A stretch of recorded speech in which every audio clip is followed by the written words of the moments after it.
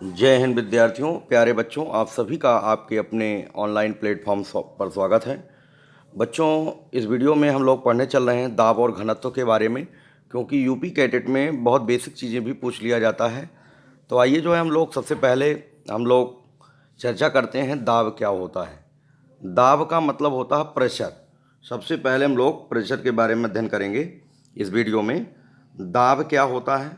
दाब को अंग्रेजी में कहते हैं प्रेशर। ठीक है। दाब क्या चीज़ होता है, इसको समझना हम लोगों को ध्यान से देखिएगा। दाब को पहली बात तो पी से डिनोट करते हैं। जैसे मान लो ये कोई द्रव है,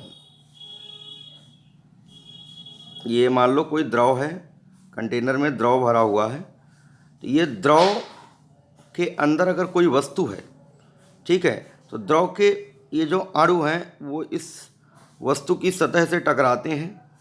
ठीक है। तो अगर यहाँ पर टकराते हैं तो बल लगाते होंगे। बल लगाने का मतलब है एकांक क्षेत्रफल के अभिलंबवत जो बल लगता होगा उसे ही दाब कहते हैं। ठीक है। तो दाब की क्या परिभाषा है, दाब की डेफिनेशन आप लोग नोट कर लें। दाब जो होता है, दाब को पी से डिनोट करते हैं। एकांक क्षेत्रफल के अभिलंबवत, एकांक क्षेत्रफल के अभिलंबवत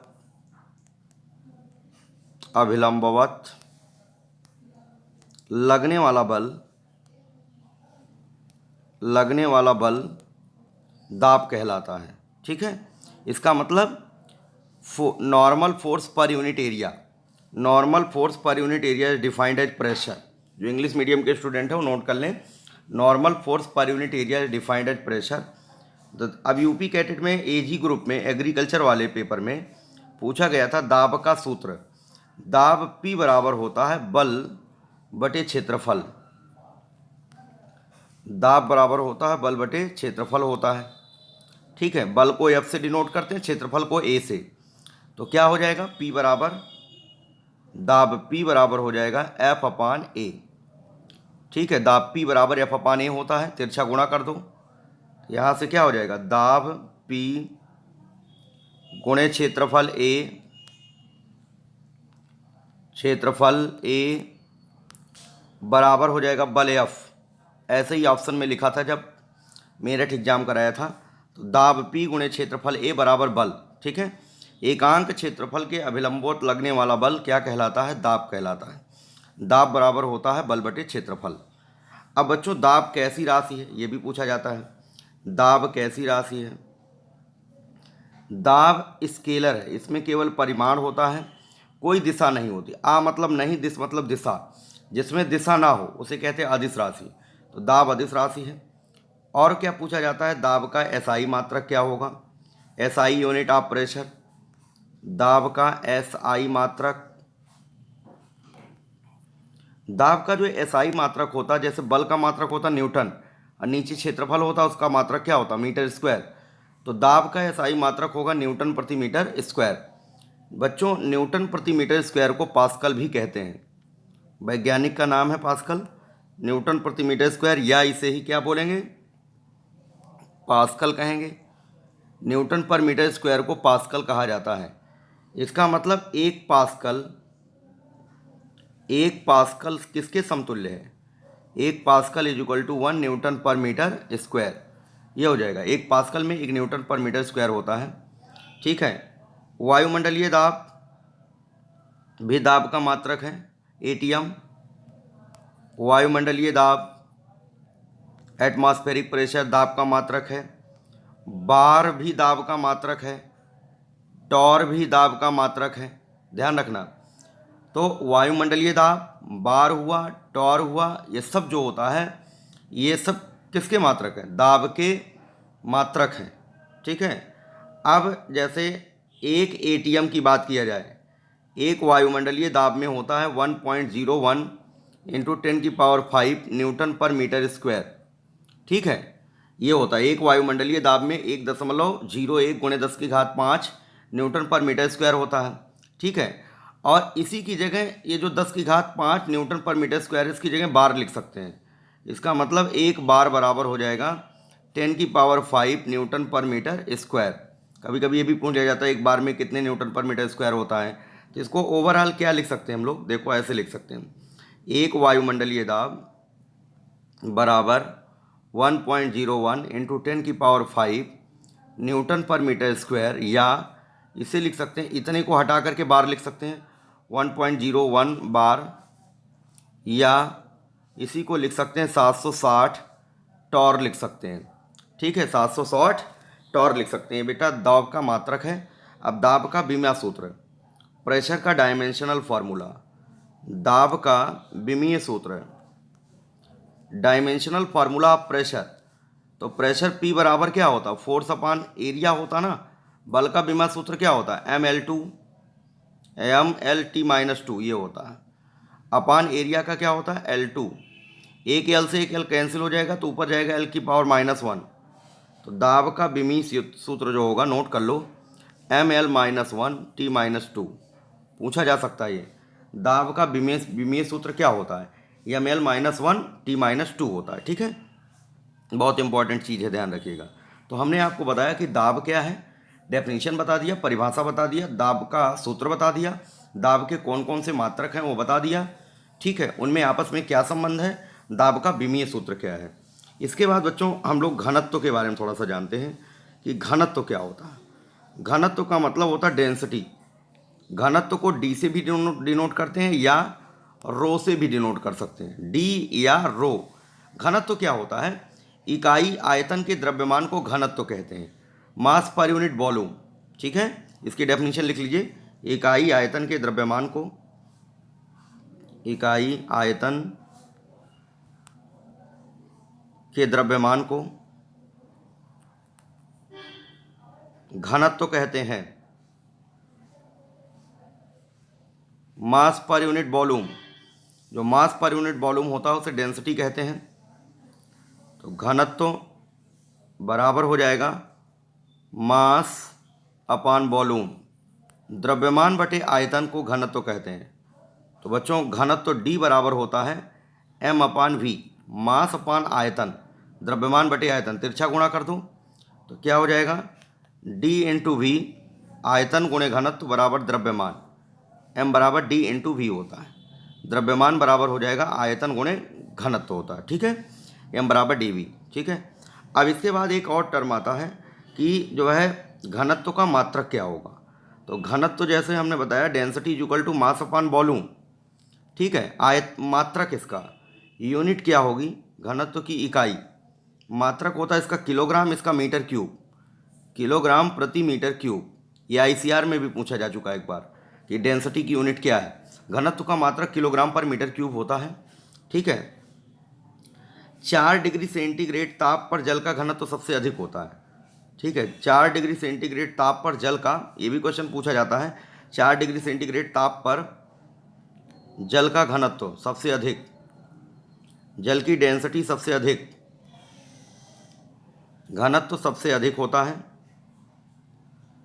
किस ताप पर जल का घनत्व सबसे अधिक होता है, आंसर जो होता है 4 डिग्री सेंटीग्रेड या 39.2 डिग्री फ़ारेनहाइट। कभी कभी ये ऑप्शन में लिखा होता है, 4 डिग्री सेंटीग्रेड नहीं लिखा होता है, ऑप्शन में ये लिखा होता है 39.2 डिग्री फ़ारेनहाइट होता है। ठीक है, अब बच्चों हम लोग आगे बढ़ते हैं जो है कुछ और बेसिक पॉइंट का, जैसे जल का घनत्व पूछा जाए होता कितना है।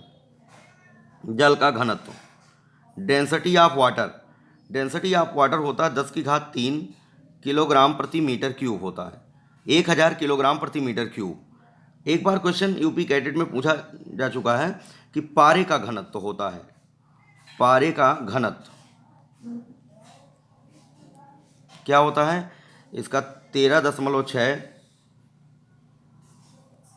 ग्राम पर सेंटीमीटर क्यूब या 13.6 × 10⁻³ किलोग्राम प्रति मीटर क्यूब। ये किसका घनत्व होता, पारे का घनत्व, ये पूछा जा चुका है। तो ये आपका घनत्व हो गया। एक टर्म और पढ़ते हैं हम लोग, आपेक्षिक घनत्व। बच्चों आपेक्षिक घनत्व, आपेक्षिक घनत्व का मतलब होता है रिलेटिव डेंसिटी, अंग्रेजी में बोलते हैं। एग्रीकल्चर वालों के लिए बहुत ज़रूरी ये टर्म है, आपेक्षिक घनत्व। रिलेटिव डेंसिटी क्या होती है, इसकी डेफिनेशन क्या है? किसी वस्तु का घनत्व तथा 4 डिग्री सेंटीग्रेड पर जल का घनत्व। किसी वस्तु का घनत्व, इसका फॉर्मूला लिख देते हैं। रिलेटिव डेंसिटी की परिभाषा क्या है? किसी वस्तु का घनत्व, किसी वस्तु का घनत्व बटा 4 डिग्री सेंटीग्रेड पर जल का घनत्व। ठीक है, किसी बॉडी की डेंसिटी अपान क्या होगा? Density of water at 4 degree centigrade, इसे कहते हैं रिलेटिव डेंसिटी। तो बच्चों ये भी घनत्व है, ऊपर नीचे भी डेंसिटी है, तो ये दो डेंसिटी का रेशियो है। अगर ये दो डेंसिटी का रेशियो है तो न इसकी कोई यूनिट होगी ना कोई डायमेंशन होगी। ठीक है, मात्रक नहीं होगा ना विमा होगी। तो आपेक्षिक घनत्व मात्रकहीन व विमाहीन है। आपेक्षिक घनत्व, relative density no unit and no dimension, मात्रकहीन व विमाहीन है। लिखते भी चलना साथ साथ में, no unit and no dimension. और भी कौन कौन सी राशियां हैं जो मात्रकहीन व विमाहीन है? मात्रकहीन व विमाहीन राशियां, मात्रकहीन व विमाहीन राशियां। ठीक है, मात्रकहीन व विमाहीन राशियां कौन कौन सी हैं? जैसे आपसे विकृति कह दिया जाए, स्ट्रेन, विकृति की कोई मात्रक और विमा नहीं होता। रेनॉल्ड नंबर, ये यूपी कैटेट में पूछा जा चुका है। रेनॉल्ड संख्या मात्रकहीन विमाहीन है। घर्षण गुणांक, कोफिशिएंट ऑफ फ्रिक्शन, मात्रकहीन विमाहीन है। घर्षण गुणांक, अपवर्तनांक, अपवर्तनांक, अपवर्तनांक मात्रकहीन विमाहीन है। इस तरीके से बच्चों और भी हैं, जैसे आपसे कह दिया जाए यांत्रिक लाभ, मैकेनिकल एडवांटेज, यांत्रिक लाभ, नो यूनिट और नो डायमेंशन, इसका कोई मात्रक और कोई विमा नहीं होता। रेखीय आवर्धन, लीनियर मैग्निफिकेशन, रेखीय आवर्धन, रेखीय आवर्धन का भी कोई मात्रक और विमा नहीं होता। No unit no dimension, linear magnification, ये इतनी चीज़ें आपको मालूम होना चाहिए। ठीक है, अब इसके बाद अब देखते हैं यहाँ पर क्या लिखा हुआ है, इसको पढ़ने का प्रयास करते हैं। जब कोई ठोस वस्तु द्रव में डुबोई जाती है, जैसे मान लो ये द्रव है, ठीक है, जब कोई ठोस वस्तु किसी द्रव में डुबोई जाती है, ये द्रव में डुबोया जा रहा है इस वस्तु को, तो वस्तु पर, ये जो वस्तु है, ऊपर की ओर एक बल लगाया जाता है। एक ऊपर की ओर बल लगता है, इस बल को कहते हैं उत्प्लावन बल। क्या कहते हैं? Upthrust force, buoyancy force. ऊपर की ओर जो बल लगता है, और ये बल उतना ही लगता है जब ये वस्तु द्रव में डूबेगा, तो जितना द्रव में डूबेगा उतनी जगह का वाटर हट जाएगा, उतनी जगह का द्रव हटेगा। तो जितना द्रव हटेगा, उस हटे हुए द्रव का जो वेट होता है, वेट भी एक बल है, भार भी एक बल है, तो जितना वस्तु ने द्रव हटाया है, हटाए गए द्रव के भार के बराबर होता है। ठीक है, ये ध्यान रखिएगा, जब कोई ठोस वस्तु किसी द्रव में डुबोई जाती है, उस ठोस वस्तु पर एक ऊपर की ओर बल लगता है, उसे कहते हैं उत्प्लावन बल, और यह बल वस्तु द्वारा हटाए गए द्रव के भार के बराबर होता है।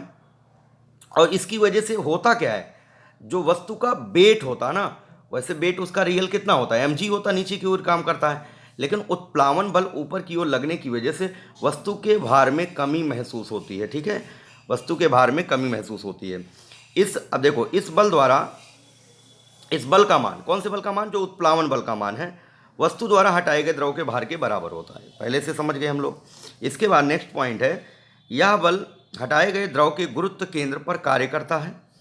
अब देखो, यहाँ पर जो ये द्रव है, द्रव में जब वस्तु को डुबोगे तो वस्तु द्रव को हटाएगा, तो कह रहा यह बल हटाए गए द्रव के गुरुत्व केंद्र, जो द्रव का गुरुत्व केंद्र होता ना, ठीक है, गुरुत्व केंद्र पर ही काम करता है। ये जो ऊपर की ओर बल काम करता है, ये हटाए गए, जो द्रव हटा है वस्तु द्वारा, उस द्रव का जो सेंटर ऑफ ग्रेविटी है उसी पर ही काम करता है। ठीक है, तो अब अगर उसी पॉइंट पर काम करता तो उस पॉइंट का नाम क्या है? उस पॉइंट का नाम है सेंटर ऑफ बायोंसी, उसे उत्प्लावन केंद्र कहा जाता है। ठीक है। आप देखो अगला पॉइंट क्या है, आर्किमिडीज का सिद्धांत। आर्किमिडीज का सिद्धांत बच्चों क्या है? आर्किमिडीज ने क्या बताया, जब किसी वस्तु को, जैसे मान लो ये कोई द्रव है, जब किसी वस्तु को किसी द्रव में पूरी तरीके से या आंशिक रूप से डुबोते हैं तो वस्तु के भार में कमी महसूस होती है। ध्यान रखिएगा, जब किसी बॉडी को किसी द्रव में पूरी तरीके से या आंशिक रूप से डुबोते हैं तो वस्तु के भार में कमी महसूस होती है, और जो कमी महसूस होती है वस्तु द्वारा हटाए गए द्रव के भार के बराबर होती है। इसे कहते हैं आर्किमिडीज का प्रिंसिपल, आर्किमिडीज का सिद्धांत।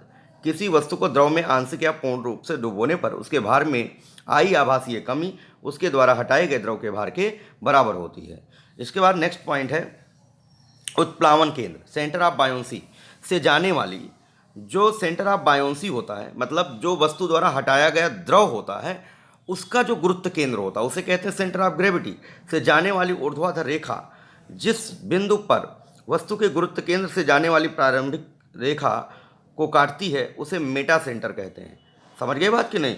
मतलब ये है कि जो वस्तु का गुरुत्व केंद्र है, ठीक है, और वस्तु का गुरुत्व केंद्र अलग होगा, और जो वस्तु ने द्रव को हटाया है द्रव का गुरुत्व केंद्र अलग होगा। उस द्रव के जो गुरुत्व केंद्र है, वस्तु द्वारा हटाए गए द्रव का जो गुरुत्व केंद्र है उसे कहते हैं उत्प्लावन केंद्र। उत्प्लावन केंद्र से जाने वाली ऊर्ध्वाधर रेखा जिस बिंदु पर वस्तु के गुरुत्व केंद्र से जाने वाली प्रारंभिक रेखा को काटती है उस बिंदु को, जैसे मान लो ये इस तरीके से है ना, ये बिंदु जो होता है उसे कहते हैं मेटा सेंटर, उसे कहते हैं मित केंद्र कहते हैं। ठीक है, ये ज़्यादा इंपॉर्टेंट नहीं है पॉइंट आप लोगों के लिए, ठीक है, बट आर्किमिडीज का सिद्धांत बहुत ज़रूरी है। अगला पॉइंट है तैरने वाली वस्तु के स्थायी संतुलन के लिए मित केंद्र का गुरुत्व केंद्र के ऊपर होना चाहिए। मतलब ये पॉइंट इंपॉर्टेंट है। अगर कोई बॉडी फ्लोट कर रही है, तैर रही है और वो बैलेंस कंडीशन में है, इक्विलिब्रियम कंडीशन में है, तो ध्यान रखना जो मेटा सेंटर का गुरुत्व केंद्र होता है, ठीक है, संतुलन के लिए मित केंद्र का गुरुत्व केंद्र के ऊपर होना चाहिए। जो मेटा सेंटर होना चाहिए वो सेंटर ऑफ ग्रेविटी से क्या होना चाहिए, ऊपर होना चाहिए बैलेंस होने के लिए। अब अगला पॉइंट देखिएगा, घनत्व। घनत्व तो बता ही चुके हैं, घनत्व इकाई आयतन के द्रव्यमान को घनत्व कहते हैं, मात्रक किलोग्राम प्रति मीटर क्यूब होता है। ठीक है, अब अगला पॉइंट देखिएगा, बर्फ का घनत्व जल के घनत्व की अपेक्षा कम होता है, इसीलिए वह पानी पर तैरता है। ठीक है, अगर पूछा जाए बर्फ पानी पर क्यों तैरता है, क्योंकि बर्फ की डेंसिटी वाटर की डेंसिटी से कम होती है। एक और पॉइंट समझ लेना, जब बर्फ से पानी बनता है तो आयतन घट जाता है, ये भी पूछा जाता है। बर्फ से पानी जब बनता है तो आयतन में क्या परिवर्तन होता है, आयतन घट जाता है, आयतन में कमी होती है। ठीक है, अगला क्वेश्चन देख रहे हैं हम लोग, समुद्री जल का घनत्व साधारण जल की घनत्व की अपेक्षा अधिक होने के कारण वहाँ तैरना आसान होता है। जो समुद्री जल का घनत्व होता है वो नॉर्मल वाटर की डेंसिटी से ज़्यादा होता है, इसलिए वहाँ पर फ्लोट करना, वहाँ पर स्विमिंग करना क्या होता है, आसान होता है। ठीक है, पूछा जाए कि जो है समुद्र में तैरना आसान क्यों होता है, क्योंकि समुद्र के जल का घनत्व क्या होता है, अधिक होता है। इसके बाद नेक्स्ट पॉइंट है, जब बर्फ पानी पर तैरता है तो उस समय उसके आयतन का, जब बर्फ जो होता है, जब आइस होता है, आइस का घनत्व तो कम होता, पानी का ज़्यादा होता, तो आइस तैरता है, तो जब बर्फ पानी पर तैरता तो उस समय उसके आयतन का, जितना बर्फ का आयतन होता है 1/10 भाग पानी के ऊपर रहता है। मतलब 1/10 जितना है उसका 1/10वां भाग पानी के ऊपर रहता है और 9/10 भाग कहाँ रहता, पानी के अंदर। ये बहुत इंपॉर्टेंट